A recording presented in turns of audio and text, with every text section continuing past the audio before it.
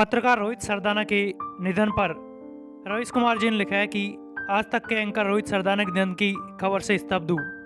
कभी मिला नहीं, लेकिन टीवी पर देखकर ही अंदाजा होता रहा है कि शारीरिक रूप से फिट नौजवान है। मैं अभी भी यह सोच रहा हूँ कि इतने फिट इंसान को ऐसी स्थिति क्यों आई, या इतनी तादाद में क्यों लोग अस्पताल पहुँच रहे हैं। क्या लोग अपने लक्षणों को नहीं समझ पा रहे हैं, या डॉक्टर की सलाह को पूरी तरह से नहीं मान रहे हैं, या एक सीधे डॉक्टर की सलाह में उलझे। मैं नहीं कहना चाहूँगा कि यह लापरवाही हुई है।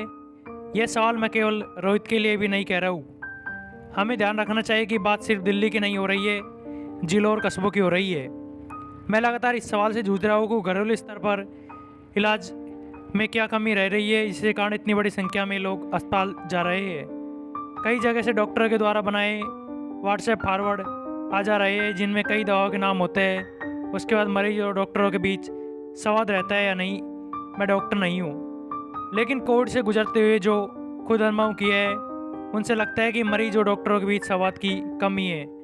इस बार डॉक्टर काफ़ी दबाव में है और मरीज डॉक्टर से भी ज़्यादा डॉक्टर हो चुके हैं। कई लोग लिख रहे हैं कि आज तक के रोहित सरदाना निधन की खबर की पट्टी तुरंत नहीं चलाई। मेरे ख्यालों से यह विषय को महत्व नहीं देना चाहिए। आप सोचिए कि जिस न्यूज़ रूम में यह खबर पहुंची होगी, बम की तरह धमाका हुआ होगा। उनके सहयोगी साथी सबके होश उड़ गए होंगे, सबके हाथ पाँव काँप रहे होंगे। आप बस यही कल्पना कर लीजिए तो यह बात आपको समझ आ जाएगी। दूसरा, यह भी मुमकिन है कि रोहित के परिवार के कई बुजुर्गों, उन्हें सूचना अपने समय से हिसाब से दी जानी है।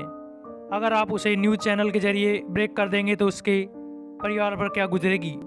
तो कई बार ऐसी परिस्थिति होती है। इसके अलावा और कोई बात हो तो वह न्यूज़ रूम में खड़े उनके सहयोगी सच का सामना कर रहे होंगे। बात भले बाहर न जाए, उनकी आंखों के सामने से तो गुजर रही है। खबर बहुत दुखी है। कोविड के दौरान कई पत्रकारों की जान चली गई। सूचना प्रसारण मंत्रालय उन पत्रकारों के बारे में कभी ट्वीट नहीं करता। आप बताइए कि कितने पत्रकार देश भर में मर गए। सूचना प्रसारण मंत्री ने उन्हें लेकर कुछ कहा। उन्हें हर वक्त प्रधानमंत्री की छवि चमकने में फुर्सत नहीं है। इस देश में एक ही काम है, लोग मर जाए लेकिन मोदी जी की छवि चमकती रहे। आप लोग भी अपने घर में मोदी जी के 20-20 फोटो लगा ले, रोज़ साफ करते रहे ताकि उनके फ़ोटो चमकता रहे। उसे ट्वीट कीजिए ताकि उन्हें कुछ सुकून हो सके कि मेरी छवि घर घर चमकाई जा रही है।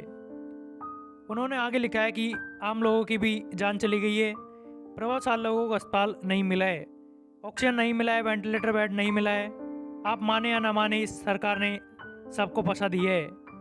आप इनकी चुनावी जीत की घंटी गले में बांधकर घूमते रहिए, कमेंट बॉक्स से आकर मुझे गाली देते रहिए, लेकिन इसमें सच नहीं बदल सकता।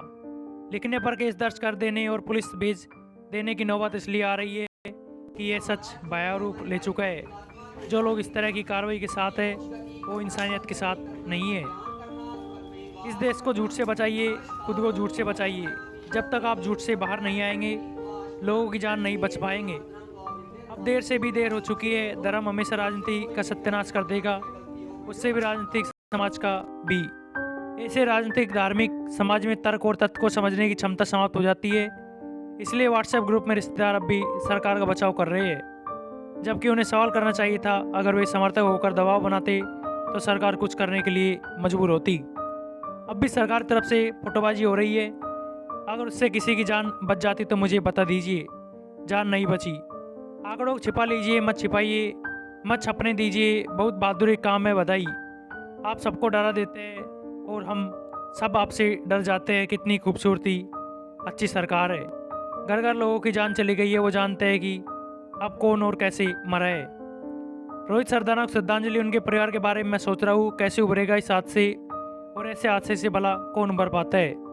भारत सरकार से मांग करूँगा कि रोहित के परिवार को 5 करोड़ का चेक दे, और वो भी तुरंत, ताकि उनके परिवार को किसी तरह की दिक्कत ना आए। सरकार को पत्रकारों की मदद करने के पीछे नहीं हटना चाहिए, बिल्कुल दूसरे पत्रकारों को भी। कम से कम इस बहाने इस बात की शुरुआत होनी चाहिए कि जिन पत्रकारों की कोविड से मौत हुई है, उनके लिए सरकार क्या सोच रही है।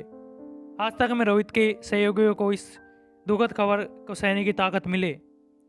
उन्होंने लिखा है कि जो लोग रोहित के निधन पर अपना शनाप कही लिख रहे हैं, उन्हें याद रखना चाहिए कि फ़र्ज इंसान होने का है, और यह फ़र्ज किसी शर्त पर आधारित नहीं है। तो इंसान बनिए, अपनी भाषा में मानवता और इंसानियत लाइए। इतनी सी बात अगर समझ नहीं सकते तो अफसोस विनम्र बनिए। इससे बड़ा कुछ नहीं है। किसी को पता नहीं है कि कौन किससे बिछड़ जाए। सारे झगड़े और हिसाब किताब फिजूल के है इस वक्त।